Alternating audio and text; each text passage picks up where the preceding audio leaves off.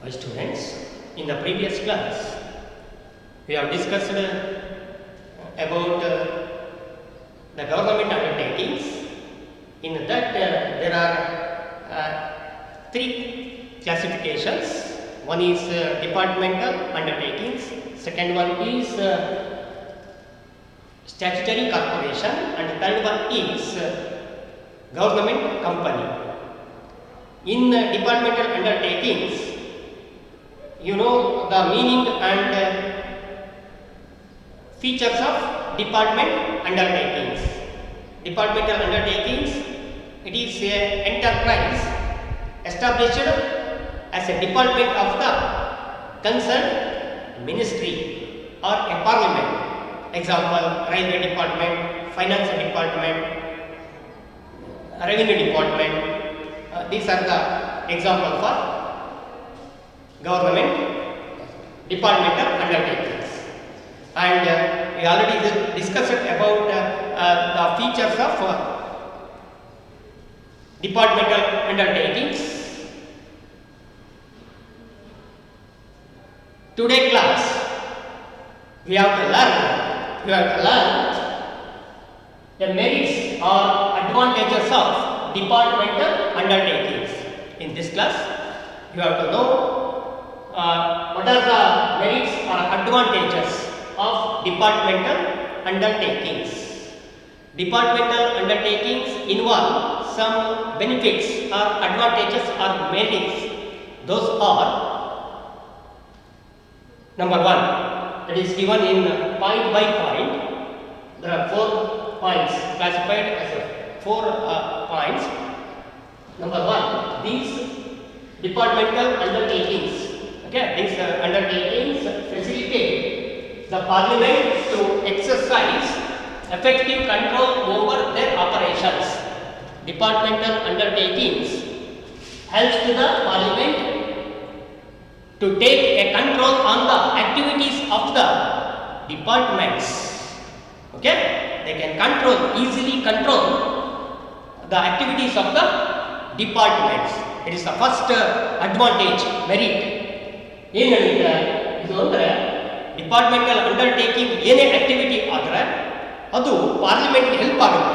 ಹೇಗೆ ಅಂದರೆ ಎಲ್ಲ ಆಕ್ಟಿವಿಟೀಸ್ನ ಕಂಟ್ರೋಲ್ ಮಾಡ್ಬೋದು, ನಿಯಂತ್ರಣ ಮಾಡ್ಬೋದು. ನಿಯಂತ್ರಿಸುವಂಥ ಕೆಲಸ ಪಾರ್ಲಿಮೆಂಟ್ಗೆ ಈಸಿ ಆಗುತ್ತೆ. ಯಾಕೆಂದರೆ ಎಲ್ಲ ಗೌರ್ನಮೆಂಟ್ ಗೌರ್ನಮೆಂಟ್ ಅಂಡರಲ್ಲಿ ಇರೋದ್ರಿಂದ, ಮಿನಿಸ್ಟ್ರಿ ಕಂಟ್ರೋಲಲ್ಲಿ ಇರೋದ್ರಿಂದ ಈಸಿಯಾಗಿ ಕಂಟ್ರೋಲ್ ಮಾಡ್ಬೋದು.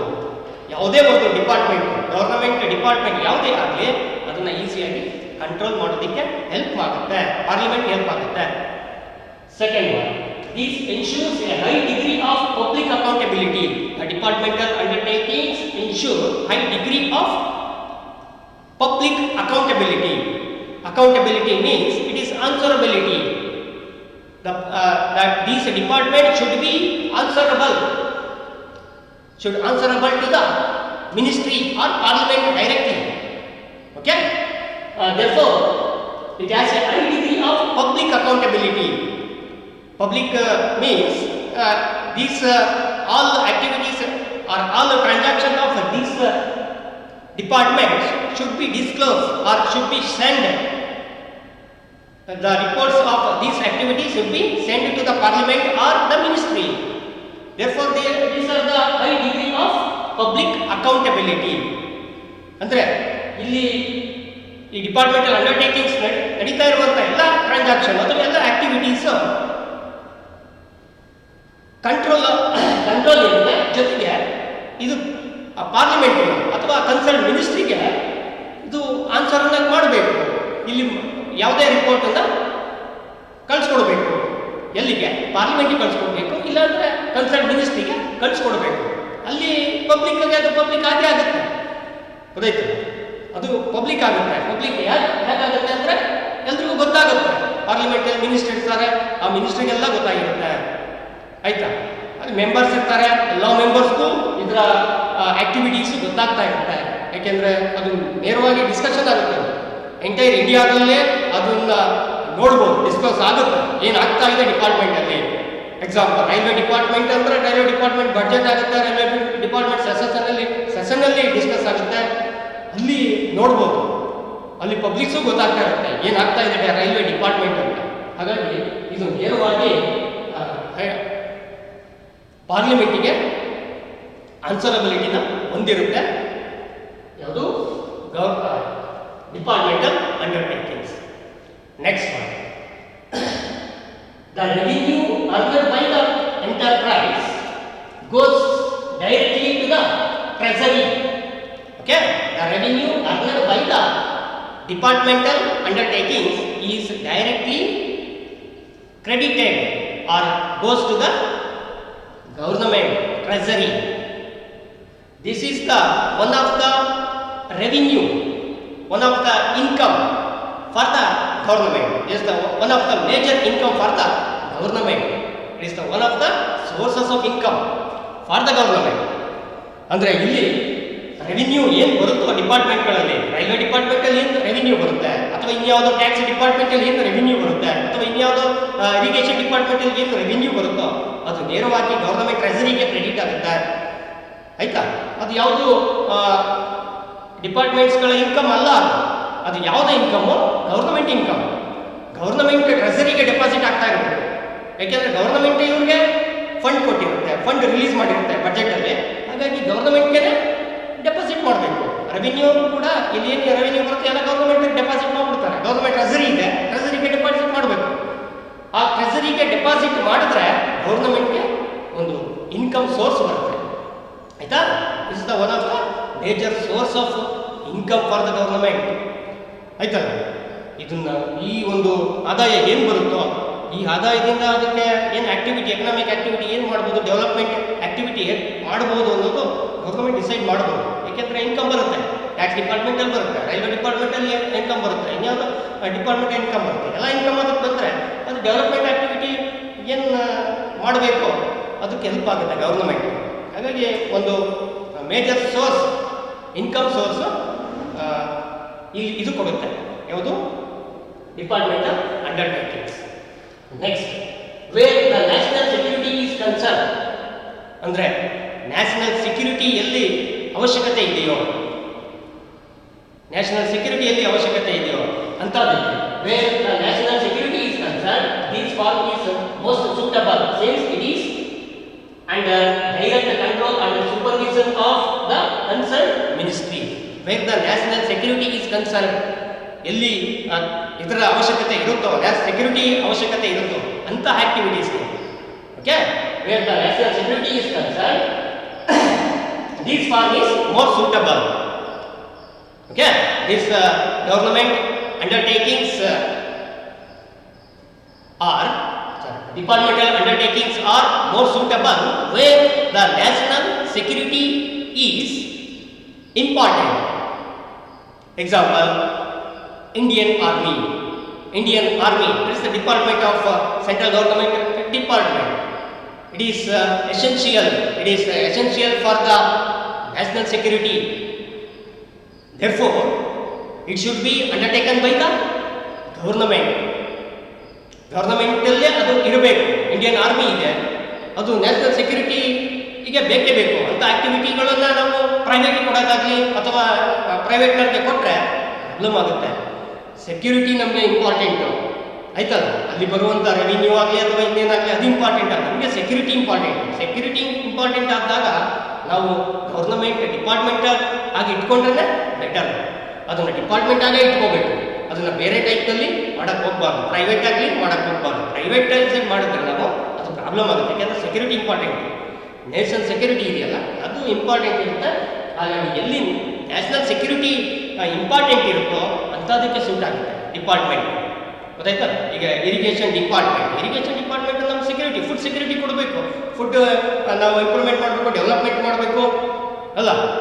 ಹಾಗಾಗಿ ಅಗ್ರಿಕಲ್ಚರ್ ಡೆವಲಪ್ಮೆಂಟ್ ಮಾಡಬೇಕು. ಈ ಥರದ ಆಕ್ಟಿವಿಟಿ ಮಾಡಬೇಕಾದ್ರೆ ನಾವು ಇದನ್ನು ಪ್ರೈವೇಟೈಸ್ ಮಾಡೋಕ್ಕಾಗಲ್ಲ, ಅಥವಾ ಬೇರೆ ಇನ್ಯಾವುದೋ ಫಾರ್ಮಲ್ಲಿ ಎಸ್ಟಾಬ್ಲಿಷ್ಮೆಂಟ್ ಮಾಡೋಕ್ಕಾಗಲ್ಲ. ಅದು ಡಿಪಾರ್ಟ್ಮೆಂಟ್ ಇದ್ರೇ ಬೆಟರ್ ಆಗ್ಬೋದಲ್ಲ. ಯಾಕೆಂದರೆ ನಮಗೆ ನ್ಯಾಷನಲ್ ಸೆಕ್ಯೂರಿಟಿ ಇಂಪಾರ್ಟೆಂಟ್. ಹಾಗಾಗಿ ಇದು ಯಾಕೆ ನ್ಯಾಷನಲ್ ಸೆಕ್ಯೂರಿಟಿ ಅಂದರೆ ಡೈರೆಕ್ಟಾಗಿ ಮಿನಿಸ್ಟ್ರಿ ಕಂಟ್ರೋಲಲ್ಲಿ ಇರುತ್ತೆ, ಮಿನಿಸ್ಟ್ರಿ ಸೂಪರ್ವೈಸರ್ ಇರುತ್ತೆ. ಮಿನಿಸ್ಟ್ರಿ ಇದೆ, ಆ ಮಿನಿಸ್ಟ್ರಿ ಕಂಟ್ರೋಲಲ್ಲಿ ಇರ್ಬೋದು, ಮಿನಿಸ್ಟ್ರಿ ಸೂಪರ್ವೈಸನಲ್ಲಿ ಇರುತ್ತೆ. Where the national security is concern, this form is most suitable since it is under direct control of ministry and supervision of the concerned ministry. Okay, these are the merits of departmental undertakings. Next, demerits of departmental. Demerits or limitations or drawbacks of departmental undertakings. Okay, departmental undertakings ನ ಅನಾನುಕೂಲಗಳೇನು, ಆಯ್ತಾ, ಅದರ ತೊಂದರೆಗಳೇನು, ಏನು problem ಇದೆ, ಅದರಲ್ಲಿ ಏನೇನು problem ಇರಬಹುದು, ಅದನ್ನ demerits ಅಂತ ಕರೀತಾರೆ. Demerits, limitations or drawbacks of departmental undertakings. Okay, advantages ಇದೆ, ಅಡ್ವಾಂಟೇಜಸ್ ಎಲ್ಲಿರುತ್ತೋ ಅಲ್ಲಿ ಲಿಮಿಟೇಷನ್ಸು ಇರುತ್ತೆ. ಲಿಮಿಟೇಷನ್ಸ್ ಅಲ್ಲಿ ನಮಗೆ ಲಿಸ್ಟ್ ಇದೆ, ಇಲ್ಲಿ ಏನೇನು ಅದರ ಲಿಮಿಟೇಷನ್ಸ್ ಇದೆ ಅನ್ನೋದು ಪಾಯಿಂಟ್ ವೈಸ್ ನೋಡೋಣ. ಫಸ್ಟ್ ಲಿಮಿಟೇಷನ್ಸ್ ಇರುತ್ತೆ. They fail to provide flexibility in business operations. They fail to provide flexibility. Flexibility means changes. The departmental undertakings fail to provide flexibility in business operations. They are not flexible because of they are directly controlled by the ministry. Therefore, they are not undertake their activities freely. Their activities are fixed as per the guidelines of the ministry. Rules of the ministry, they should undertake their activities. Okay, ಇಲ್ಲಿ flexible ಇಲ್ಲ. ಯಾಕೆ ಅಂತಂದರೆ ನಾವು ಈ ಡಿಪಾರ್ಟ್ಮೆಂಟ್ಸ್ಗಳು ಅವ್ರ ಇಷ್ಟ ಬಂದಂಗೆ ಆ್ಯಕ್ಟಿವಿಟಿನ ಮಾಡೋಕ್ಕಾಗಲ್ಲ. ಅಲ್ಲಿ ಅಧಿಕಾರಿಗಳಿರ್ತಾರೆ, ಅಫಿಷಿಯಲ್ಸ್ ಏನಿರ್ತಾರೋ ಅವ್ರಿಗೆ ಬಂದಂಗೆ ಚೇಂಜಸ್ ಮಾಡ್ಕೊಳಕ್ಕಾಗಲ್ಲ. ಬಿಸ್ನೆಸ್ ಎನ್ವೈರನ್ಮೆಂಟ್ ಇರುತ್ತೆ. Example, business environment, business situations, okay, marketing conditions, ಈ ಥರದೆಲ್ಲ ಡಿಫ್ರೆಂಟ್ ಸಿಚುಯೇಷನ್ಸ್ಗಳಲ್ಲಿ ಚೇಂಜ್ ಮಾಡ್ಕೊಳಕ್ಕಾಗಲ್ಲ. ಅದು ಏನು ಹೇಳುತ್ತೆ, ಅಲ್ಲಿ ಮಿನಿಸ್ಟ್ರಿ ಏನು ಗೈಡ್ಲೈನ್ಸ್ ಇತ್ತು, ಮಿನಿಸ್ಟರ್ನ ರೂಲ್ಸ್ ಏನಿದೆಯೋ, ಪ್ರೊಸೀಜರ್ ಏನಿದೆಯೋ, ಆ ಪ್ರೊಸೀಜರ್ನ ಫಾಲೋ ಮಾಡಬೇಕಷ್ಟೇ. ಆಯ್ತಾ? ಇಲ್ಲಿ ಬಿಸ್ನೆಸ್ ಎನ್ವೈರನ್ಮೆಂಟ್ ಚೇಂಜ್ ಆಗುತ್ತೆ ಅಂದರೆ ಇಲ್ಲಿ ಬಿಸ್ನೆಸ್ಸನ್ನು ಆ್ಯಕ್ಟಿವಿಟೀಸ್ನ ಚೇಂಜ್ ಮಾಡ್ಕೊಳ್ಳೋದು ಕಷ್ಟ ಆಗುತ್ತೆ ಇಲ್ಲಿ ಡಿಪಾರ್ಟ್ಮೆಂಟಲ್ ಅಂಡರ್ಟೇಕಿಂಗ್ಸ್. ಆಯ್ತಾ? ಎವ್ರಿ ಡೇ ನಾವು ಸಿಚುಯೇಷನ್ ಚೇಂಜ್ ಆಗ್ತಾ ಇರುತ್ತೆ. ಎವ್ರಿ ಡೇ ನಾವು ಬಿಸ್ನೆಸ್ ಅಂದಮೇಲೆ ಅಪ್ಗ್ರೇಡ್ ಆಗ್ತಾನೆ ಇರಬೇಕು. ಬಟ್ ಅಪ್ಗ್ರೇಡ್ ಮಾಡೋದು ಇಲ್ಲಿ ಕಷ್ಟ ಬಿಸ್ನೆಸ್ ಆ್ಯಕ್ಟಿವಿಟೀಸ್ನ. ಅದೇ ಪ್ರೈವೇಟ್ನಲ್ಲಿ ಆದ್ರೆ ಅಪ್ಗ್ರೇಡ್ ಮಾಡಿಬಿಡ್ತಾರೆ ಇಮಿಡಿಯೇಟಾಗಿ. ಬಟ್ ಇಲ್ಲಿ ಮಾಡೋದು ಕಷ್ಟ. ಬಿಸ್ನೆಸ್ ತಕ್ಕಂಗೆ ನಾವು ಎನ್ವೈರನ್ಮೆಂಟಿಗೆ ತಕ್ಕಾಗೆ, ಬಿಸ್ನೆಸ್ ಎನ್ವೈರನ್ಮೆಂಟೇ ಬೇರೆ, ಮಾರ್ಕೆಟಿಂಗ್ ಕಂಡೀಷನ್ನೇ ಬೇರೆ, ಸಿಚುಯೇಷನ್ ಬೇರೆ. ಇದಕ್ಕೆ ತಕ್ಕಂತೆ ನಾವು ಚೇಂಜಸ್ ಆಗಬೇಕು ಅಂದರೆ ಇಲ್ಲಿ ಆಗಲ್ಲ, ಅಷ್ಟು ಈಸಿಯಾಗಿ ಆಗಲ್ಲ. ಅಂದರೆ ಫಿಕ್ಸ್ ಆಗಿ ನಾವು ಆ್ಯಕ್ಟಿವಿಟೀಸ್ನ ಮಾಡ್ತಾ ಹೋಗ್ಬೇಕು. Next, there is delay in decision making. Is another important drawbacks. Delay in decision making. ಯಾವುದೇ ತೀರ್ಮಾನ ತಗೊಳ್ಳಿ ಲೇಟ್ ಆಗುತ್ತೆ. Late decision. There is a late decision in the departmental undertakings. Okay. We should make a quick decision some of the activities of the department. But the official when taking a decision, they should get a permission from the ministry of the government. Therefore, the decision is very delayed in case of departmental undertakings. Okay, ಇಲ್ಲಿ ನಾವು ಯಾವುದೇ ತೀರ್ಮಾನ ತಗೋಬೇಕಾದ್ರೆ late ಆಗ್ಬೋದು. ಯಾಕೆ late ಆಗುತ್ತೆ? ಮಿನಿಸ್ಟ್ರಿಯಿಂದ permission ತಗೋಬೇಕು. Okay, the departmental undertakings should get a approval from the ministry. It may be affect the decision of the departmental undertakings. They can't decision very quickly or very fastly.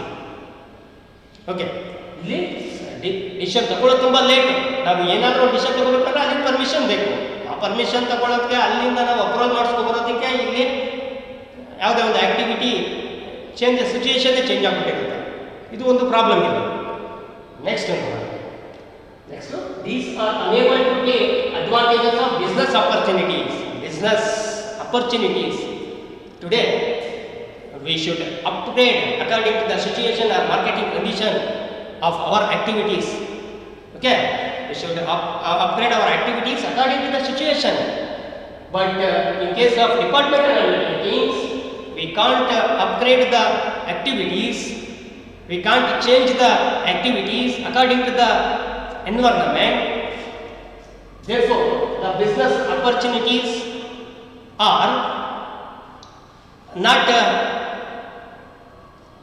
covered. Okay, not covered. Business opportunities are not covered in case of departmental undertakings. In this type, the departmental undertakings, they are not ready. Okay, they are not ready to take high risky projects because of these problems, flexibility problem or delaying decision. No? That's why they can't take high risky projects, risk projects. Okay, ಇಲ್ಲಿ advantages ತಗೊಳಕ್ಕಾಗೋದೇ ಇಲ್ಲ. ಬಿಸ್ನೆಸ್ಸಲ್ಲಿ ನಾವು ಇಲ್ಲಿ situation ಹೇಗಿರುತ್ತೆ, competition ಹೇಗಿದೆ, competition face ಮಾಡೋಕ್ಕಾಗಲ್ಲ. Competition face ಮಾಡಬೇಕಂದ್ರೆ quick decision ಬೇಕು, flexibility ಇರಬೇಕು. ಅದು ಇಲ್ಲ ನಮ್ಮಲ್ಲಿ, ಡಿಪಾರ್ಟ್ಮೆಂಟ್ಗಳಲ್ಲಿ ಅದು ಇರಲ್ಲ. ಹಾಗಾಗಿ ಕಾಂಪಿಟೇಟರ್ ಸ್ಟ್ರಾಂಗ್ ಆಗ್ತಾ ಇರ್ತಾರೆ, ಡಿಪಾರ್ಟ್ಮೆಂಟ್ಗಳು ವೀಕ್ ಆಗ್ತಾ ಇರುತ್ತೆ. ಹಾಗಾಗಿ ಇಲ್ಲಿ ಯಾವುದೇ ಬಿಸ್ನೆಸ್ ಅಪರ್ಚುನಿಟಿ ಈಸಿಯಾಗಿ ತಗೊಳಕ್ಕಾಗಲ್ಲ. ಹೈ ರಿಸ್ಕ್ ಇರುವಂಥ ಪ್ರಾಜೆಕ್ಟ್ಗಳನ್ನ ತಗೊಳಕ್ಕಾಗಲ್ಲ. ಏಕೆಂದರೆ ರಿಸ್ಕ್ ಜಾಸ್ತಿ ಆದರೆ ಲಾಸ್ ಆಗಿಬಿಡುತ್ತೆ. High risk involve high loss. ಹಾಗಾಗಿ ನಾವು ಹೈ ರಿಸ್ಕ್ಗೆ ಇಲ್ಲಿ ಪ್ರಾಜೆಕ್ಟನ್ನು, ಯಾವುದೇ ಆ್ಯಕ್ಟಿವಿಟಿನ ತಗೊಳ್ಳಲ್ಲ, ಪ್ರಾಜೆಕ್ಟನ್ನು ತಗೊಳ್ಳಲ್ಲ, ಲಾಸ್ ಆಗಿಬಿಡುತ್ತೆ ಅನ್ನೋ ಭಯ ಇರುತ್ತೆ ಇಲ್ಲಿಗೆ. ಯಾಕೆ ಪ್ರಾಬ್ಲಮ್ ಇದೆ, ಮೊದಲೇ ಪ್ರಾಬ್ಲಮ್ ಇದೆ, ಡಿಸಿಷನ್ ತಗೊಳ್ಳೋದಾಗಲ್ಲ, ಕ್ವಿಕ್ಕಾಗಿ ಫ್ಲೆಕ್ಸಿಬಿಲಿಟಿ ಇದೆ. ಹಾಗಾಗಿ ಹೈ ರಿಸ್ಕ್ ಬಿಸ್ನೆಸ್ ಆಪರ್ಚುನಿಟಿಗಳು ನಮಗೆ ಸಿಗಲ್ಲ, ಇವ್ರಿಗೆ ಸಿಗಲ್ಲ, ತಗೊಳಕ್ಕಾಗೋದಿಲ್ಲ. ತಗೊಂಡ್ರೆ ಲಾಸ್ ಆಗ್ಬೋದು, ಅದು ಒಂದು problem. Next, there is red tapism. Red tapism in day to day operations. It is another disadvantages. There is a red tapeism. The departmental activities, okay, the departmental activities should undertake under the rules and procedures of the ministry. That means a parliament. Therefore, there is no freedom for the take any decision or to take any action in regarding activities of the departments. ಅಂದರೆ red ಟ್ಯಾಪಿಸಮ್ ಅಂದರೆ ಅಲ್ಲಿ rules ಇರುತ್ತೆ, as per rules ಇಲ್ಲಿ work ನಡಿಬೇಕು ಅಷ್ಟು ಬಿಟ್ಟರೆ ಇವ್ರು ಯಾವುದನ್ನು ಚೇಂಜು ಮಾಡಲ್ಲ. ಆ್ಯಸ್ ಪರ್ ರೂಲ್ಸ್ ನಡಿಬೇಕಾದ್ರೆ ಅವ್ರಿಗೆ ಅಲ್ಲಿ ಯಾರು ಅಫಿಷಿಯಲ್ ಇರ್ತಾರೋ ಆ ಅಫಿಷಿಯಲ್ ಏನು ಟ್ಯಾಲೆಂಟ್ ಇದೆ ಅವ್ರದ್ದು ಯೂಸ್ ಮಾಡೋಕ್ಕಾಗಲ್ಲ. ಅವ್ರ ಟ್ಯಾಲೆಂಟ್ಸ್ ಏನಿರುತ್ತೋ ಅದನ್ನು ಯೂಸ್ ಮಾಡೋಕ್ಕಾಗಲ್ಲ ಇಲ್ಲಿ. ಓಕೆ, ಇಲ್ಲಿ ಗೌರ್ಮೆಂಟ್ ಅಫಿಷಿಯಲ್ಗಳು ಇರ್ತಾರೆ, ಬಟ್ ಅವ್ರ ಅಫಿಷಿಯಲ್ ಏನೇ ಇದ್ರು ಅದು ಮಿನಿಸ್ಟ್ರ್ ರೂಲ್ಸು ಮತ್ತು ಅಲ್ಲಿನ ಗೈಡ್ಲೈನ್ಸ್ ಏನು ಬರುತ್ತೋ ಅದನ್ನು ಫಾಲೋ ಮಾಡಬೇಕಷ್ಟೇ. ಅಲ್ಲಿ ಏನಿರುತ್ತೋ ಅದನ್ನು ಫಾಲೋ ಮಾಡೋದ್ರಿಂದ ಇವ್ರ ಕ್ರಿಯೇಟಿವಿಟಿ ಇದೆ. ಆಫೀಸರ್ಸ್ ಅಫಿಷಿಯಲ್ ಕ್ರಿಯೇಟಿವಿಟಿನ ಯೂಸ್ ಮಾಡೋಕ್ಕಾಗಲ್ಲ, ಇವರು ಯೂಸ್ ಮಾಡಲ್ಲ ಇಲ್ಲಿ. ಇದು ಒಂದು ಪ್ರಾಬ್ಲಮ್ ಆಯಿತಾ. ಮಿನಿಸ್ಟ್ರು ಅಲ್ಲಿ ಡಿಸಿಷನ್ ಏನಾಗುತ್ತೋ ಅದನ್ನು ನಾವು ಅಲ್ಲಿ ಏನು ರೂಲ್ಸ್ ಬರುತ್ತೋ, ಅಲ್ಲಿ ಪ್ರೋಗ್ರಾಮ್ ಬರುತ್ತೋ, ಪ್ರೊಸೀಜರ್ ಬರುತ್ತೋ ಅದನ್ನು ಫಾಲೋ ಮಾಡಬೇಕಷ್ಟೇ. ಬಟ್ ಇವ್ರದೇ ಆದ ಟ್ಯಾಲೆಂಟನ್ನು, ಇವ್ರದೇ ಆದ ಕ್ರಿಯೇಟಿವಿಟಿನ ಇಲ್ಲಿ ಯೂಸ್ ಮಾಡೋಕ್ಕಾಗಲ್ಲ ಅಲ್ಲಿರುವಂಥ ಗೌರ್ಮೆಂಟ್ ಅಫಿಷಿಯಲ್ಸ್. ಅದು ಒಂದು ಪ್ರಾಬ್ಲಮ್, ರೆಡ್ ಟೇಪಿಸಮ್ ಅಂತ ಕರೀತಾರೆ. ಅದು ಒಂದು ಫೇಲ್ ಆಗೋದಕ್ಕೆ ಚಾನ್ಸ್ ಉಂಟು, ಡಿಪಾರ್ಟ್ಮೆಂಟ್ಗಳು ಫೇಲ್ ಆಗೋದಕ್ಕೆ ಅದು ಒಂದು ರೀಸನ್ ಇದೆ. Next, there is lot of political interference through the ministry. The departmental undertakings involve activities. The departmental undertakings activities are depending on the political interference, the political persons. Okay, the political persons of the ministry interfere the activities of the departmental undertakings. There is an excessive interference of the politicians. Okay, politicians interfere on the activities of the departments. ಅಂದರೆ ಇಲ್ಲಿ political ಇರ್ತಲ್ಲ, ಈ ರಾಜಕೀಯ ವ್ಯಕ್ತಿಗಳಿದಾರಲ್ಲ, ಯಾರು minister office ಆಯಿತಾ, ಸಚಿವಾಲಯ ಅಥವಾ parliament MP member ಅಂತ ಏನು ಹೇಳ್ತೀವೋ ಅವರೆಲ್ಲ ಕೂಡ ಇಲ್ಲಿ ಇನ್ಫ್ಲುಯೆನ್ಸ್ ಆಗ್ಬೋದು, ಈ ಒಂದು ಆಕ್ಟಿವಿಟಿ ಮೇಲೆ ಅವರು ಇನ್ಫ್ಲುಯೆನ್ಸ್ ಮಾಡ್ಬೋದು. ಅದು ಒಂದು ಕಾರಣ ಆಗುತ್ತೆ, ಅದು ಒಂದು ರೀಸನ್. ಅದು ಯಾಕೆ ಸರಿಯಾಗಿ ನಡೆಯಲ್ಲ ಅಂದರೆ ಅದ್ರ ಪ್ರಕಾರ ನಡೆಯಿಸಬೇಕಾಗುತ್ತೆ. ಇಲ್ಲಿ ಅಫಿಷಿಯಲ್ ಇರ್ತಾರೆ, ಆದರೂ ಒಬ್ಬ ಮಿನಿಸ್ಟ್ರಿ ಹೇಳ್ದಂಗೆ ಕೇಳಬೇಕು, ಅಲ್ಲಿ ಯಾರೋ ಒಬ್ಬ ಮೆಂಬರ್ ಹೇಳ್ದಂಗೆ ಕೇಳಬೇಕು, ಗೊತ್ತಾಯ್ತಲ್ಲ. ಇವರೆಲ್ಲ ಇಲ್ಲಿ ಇನ್ವಾಲ್ವ್ ಆಗ್ತಾರೆ. ಹಾಗಾಗಿ ಡಿಪಾರ್ಟ್ಮೆಂಟಲ್ ಅಂಡರ್ಟೇಕಿಂಗ್ಸ್ ಯಾವ್ದ್ಯಾವ್ದು ಇರುತ್ತೋ ಅಷ್ಟು ಎಫೆಕ್ಟಿವ್ ಆಗಿ ಆಕ್ಟಿವಿಟಿ ಮಾಡೋಕ್ಕೆ ಆಗ್ತಾ ಇಲ್ಲ, ಆಗಕ್ಕೆ ಸಾಧ್ಯ ಇಲ್ಲ ಅಂತ ಹೇಳ್ಬೋದು. Next, these organizers do not provide adequate service to the consumers due to the above drawbacks, above limitations. The departmental undertakings do not provide adequate services to the consumers. Okay, these are not satisfied the needs of the consumers. They are because of above drawbacks. Okay, ಇಲ್ಲಿ consumer needs ಏನಿದೆ ಅದು satisfy ಮಾಡೋಕ್ಕೆ ಅವ್ರ ಕೈಗೆ ಆಗಲ್ಲ. ಯಾಕೆ ಮಾಡೋಕ್ಕಾಗಲ್ಲ? ಅದರಲ್ಲಿ ಇಷ್ಟೆಲ್ಲ ಪ್ರಾಬ್ಲಮ್ ಇದೆಯಲ್ಲ, ಇನ್ನೇನು ಪ್ರಾಬ್ಲಮ್ ಇದೆಯೋ ಅದೆಲ್ಲ ಪ್ರಾಬ್ಲಮ್ ಇರೋದ್ರಿಂದ ಇದು ಕನ್ಸ್ಯೂಮರ್ ಓರಿಯೆಂಟೆಡ್ ವರ್ಕ್ ಮಾಡಲ್ಲ. ಮಿನಿಸ್ಟ್ರಿ ಪ್ರೊಸೀಜರ್ ಏನಿದೆ ಅದು ಕೆಲಸ ಮಾಡುತ್ತೆ ಹೊರತು ಕಸ್ಟಮರ್ಗೆ ಏನೇನು ಬೇಕು, ಕಸ್ಟಮರ್ ನೀಡ್ಸ್ ಏನಿದೆ ಅದನ್ನು ಸ್ಯಾಟಿಸ್ಫೈ ಮಾಡಲ್ಲ. ಮಾಡೋಕ್ಕೆ ಈ ಡಿಪಾರ್ಟ್ಮೆಂಟ್ಸ್ಗಳಲ್ಲಿ ಆಗ್ತಾ ಇಲ್ಲ. ಓಕೆ, ಕನ್ಸ್ಯೂಮರ್ ನೀಡ್ಸ್ ಇದೆ, ಕನ್ಸ್ಯೂಮರ್ ನೀಡ್ಸ್ ರಿಕ್ವೈರ್ಮೆಂಟ್ಸ್ ಇದೆ. ಅವ್ನಿಗೆ ಇವತ್ತು ಏನೋ ಬೇಕಾಗಿದೆ ಅದನ್ನು ಇವ್ರು ಕೊಡಲ್ಲ. ಮಿನಿಸ್ಟ್ರಿ ಯಾವಾಗ ಹೇಳ್ತಾರೆ ಹಾಕೊಡ್ತಾರೆ. ಮಿನಿಸ್ಟ್ರಿಯಿಂದ ಏನು ರೂಲ್ಸ್ ಬರುತ್ತೋ ಆಗ ಅವ್ನಿಗೆ ಪ್ರೊವೈಡ್ ಮಾಡ್ತಾರೆ, ಸರ್ವಿಸನ್ನು ಕೊಡ್ತಾರೆ ಅಥವಾ ಪ್ರಾಡಕ್ಟನ್ನು ಕೊಡ್ತಾರೆ. ಆಗ್ಬೋದಲ್ಲ? ಇದು ಒಂದು ಪ್ರಾಬ್ಲಮ್ ಇದೆ. ಕಸ್ಟಮರ್ ಓರಿಯೆಂಟೆಡ್ ಅಲ್ಲ, ಇದು ಕನ್ಸ್ಯೂಮರ್ ಓರಿಯೆಂಟೆಡ್ ವರ್ಕ್ ಮಾಡಲ್ಲ. ಇದು ಇಲ್ಲಿ ಏನಿದ್ರು rules and guidelines that is received by the ministry, that should be followed by the government undertakings.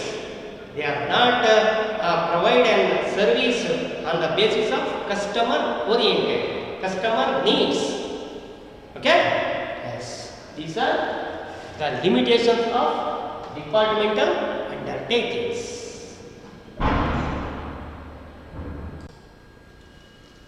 Students, the second government undertaking is statutory corporation. This is the second one, the statutory corporation, ಶಾಸನಬದ್ಧ ಸಂಸ್ಥೆಗಳು. What is the statutory corporation? Statutory corporation, it is one type of government undertaking formed by the special act passed by the parliament. Okay, the statutory corporation, it is the government, one type of government undertaking. It is formed into existence by the act passed by the parliament. ಅಂದರೆ statutory corporations, ಶಾಸನಬದ್ಧ ಸಂಸ್ಥೆಗಳು ಅಂತ ಕರಿತೀವಿ. ಎರಡನೇ, first ಒಂದು departmental ಅಂಡರ್ಟೇಕಿಂಗ್ಸು, second ಒಂದು statutory corporations. ಏನಂಗಂದ್ರೆ ಅಂದರೆ ಇದು ಪಾರ್ಲಿಮೆಂಟಲ್ಲಿ ಒಂದು ಸ್ಪೆಷಲ್ ಆ್ಯಕ್ಟನ್ನು ಪಾಸ್ ಮಾಡಿ ಯಾವುದಾದ್ರೂ ಒಂದು ಸಂಸ್ಥೆನ ಫಾರ್ಮೇಷನ್ ಮಾಡಿದರೆ, ಸ್ಥಾಪನೆ ಮಾಡಿದರೆ ಅಂಥದಕ್ಕೆ ಸ್ಟ್ಯಾಟ್ಯೂಟರಿ ಕಾರ್ಪೊರೇಷನ್ ಅಂತ ಕರೀತಾರೆ. ಅಂದರೆ ಸ್ಪೆಷಲ್ ಆ್ಯಕ್ಟೇ ಪಾಸ್ ಆಗುತ್ತೆ ಗೌರ್ಮೆಂಟಿಂದ, ಪಾರ್ಲಿಮೆಂಟಿಂದ. ಆಯ್ತಲ್ಲ, ಪಾರ್ಲಿಮೆಂಟಿಂದ ಸ್ಪೆಷಲ್ ಆ್ಯಕ್ಟ್. ಅದಕ್ಕೋಸ್ಕರನೇ ಆ ಒಂದು ಸಂಸ್ಥೆಗೋಸ್ಕರ, ಆ ಒಂದು ಆರ್ಗನೈಸೇಷನ್ಗೋಸ್ಕರನೇ ಒಂದು ಆ್ಯಕ್ಟನ್ನೇ ಪಾಸ್ ಮಾಡ್ತಾರೆ, ಒಂದು ಕಾಯ್ದೆನ ಪಾಸ್ ಮಾಡ್ತಾರೆ. ಇದಕ್ಕೆ ಸ್ಟ್ಯಾಟ್ಯೂಟರಿ ಕಾರ್ಪೊರೇಷನ್ ಅಂತ ಕರಿತೀವಿ. ಎಕ್ಸಾಂಪಲ್ ಇದೆ, example LIC, life insurance corporation, GIC, general insurance corporation, IFCI, industrial finance corporation of India. Okay, these are the example for corporation. These are established by the government by special act passed by the parliament. Special act passed by the parliament. ಆಯ್ತಾ, LIC ಇದೆ, GIC, IFCI, IDBI, ಇದಕ್ಕೆ special act ಇದೆ. LIC act, GIC act, IFCI act, IDBI act, special ಆಕ್ಟನ್ನೇ pass ಮಾಡಿರುತ್ತೆ. ಇದಕ್ಕೆ ಬೇಕಾಗಿರುವಂಥ rules regulations ಏನಿದೆಯೋ ಅದೆಲ್ಲ ಆ್ಯಕ್ಟಲ್ಲಿ ಮೆನ್ಷನ್ ಮಾಡಿರ್ತಾರೆ. ಆ್ಯಕ್ಟಲ್ಲೇ ಅದು ಇರುತ್ತೆ.